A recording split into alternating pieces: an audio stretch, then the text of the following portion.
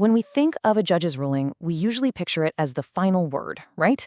It's this one single authoritative voice that just closes the case. But what if I told you it's not a monologue at all? What if, hidden inside that very formal text, there's a really complex and carefully managed conversation going on?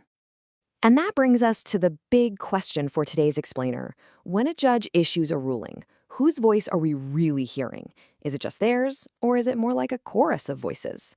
Well, as you're about to see, the answer is way more interesting than you might think. So let's start with this. This was the final, kind of stunning verdict in a Brazilian federal court case. You've got a defendant accused of some serious tax fraud who gets acquitted. And the immediate question is, how on earth did the judge get to this conclusion? It almost seems like it came out of nowhere. Well, to solve this little mystery, we don't need a law degree. Nope, we just need to become linguistic detectives for a few minutes. Because the judge's reasoning is actually built using a really specific, powerful tool that shows us the hidden structure of his entire argument. Okay, so every good detective needs their toolkit. And the tool we're going to use to crack this case is called polyphony. Now, I know it sounds super academic, but the idea behind it is actually pretty simple. Polyphony literally just means many sounds. And in linguistics, it's this idea that a single text, or even just one sentence, can have multiple different voices or viewpoints packed inside it. So a speaker, like our judge, isn't just stating his own opinion. He's actually presenting and arranging the voices of a whole bunch of other people. This slide here really nails the difference. A monologue is a declaration. It's one person, one voice, one perspective. But a polyphonic text? That's more like a constructed dialogue. A conversation that's been frozen in text. Think of the judge less like a soloist and more like a conductor, you know? He's arranging an entire orchestra of different voices to create one single coherent piece of music, which is the final verdict. All right, so if the judge is our conductor, who exactly is in the orchestra? If this ruling is a dialogue, who are the speakers? Let's meet the cast of characters in this little legal drama. And here they are, the different speakers, or locutors, as they're called in linguistics. We've got 6 key players. L1, that's our judge, the conductor. Then you have the public prosecutor, the defense, the accused guy himself, a super important witness who happens to be the accountant, and even the federal police from way back at the start of the investigation. The judge's entire ruling is built by weaving these 6 different voices together. Okay, now for the fun part. The investigation. Let's actually trace how the judge strategically brings each of these voices to the stage to build his final argument for acquittal. So the judge kicks things off by putting the public prosecutor's voice, L2, front and center. But notice the verbs he uses. Accuses, relates. He's making it crystal clear that these are not his words. He's essentially saying, hey, I'm just reporting what the prosecution is arguing. He's setting the stage with the official accusation.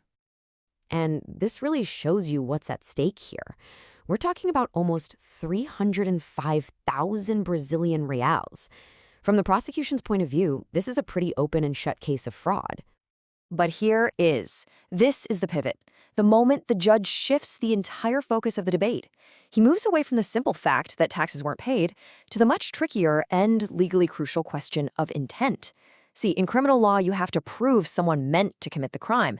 And this is where the other voices start to come in. Next, the judge brings in the voice of the accused, L4. And what does this guy do? He claims ignorance. He says, hey, I'm a layman. I don't know about this stuff. I just did what my accountant told me to do. He's totally deflecting responsibility by pointing the finger at another voice, the accountant. And this is the knockout punch. The judge then introduces the voice of the accountant, L5, who straight up takes full responsibility. He says, yeah, that was my decision. I was hoping we could get it approved later on. He completely reframes the whole thing, not as a criminal conspiracy, but as a bureaucratic screw-up. Do you see this strategy here? It's brilliant. The judge masterfully places the accountant's confession directly against the prosecutor's accusation. He's using one voice to completely cancel out another. By doing this, he just dismantles the entire argument for criminal intent that the prosecution was trying to build. So how does this all lead to that final verdict? The judge has set the stage. He's let all the key players speak. And now it's time for him, L1, to step into the spotlight and deliver the final lines. And here, for the first time, we really hear the judge's own voice, loud and clear.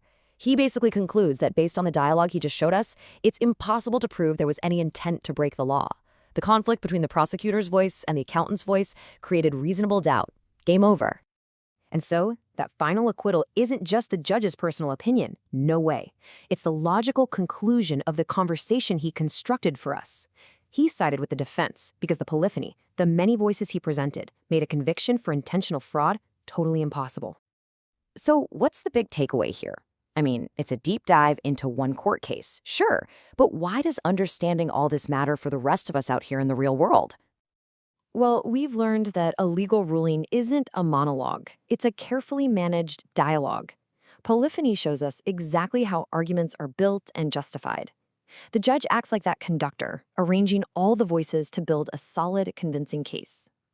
And maybe most importantly, it shows us that even the most formal, objective documents are actually filled with competing, subjective human perspectives. And that leaves us with one last thought. Now that you can see the hidden dialogue inside a court ruling, what other official documents in your life are actually conversations in disguise? Think about it. A news report? A scientific paper? A company's big press release? Once you start looking for the many voices, you'll start hearing them everywhere.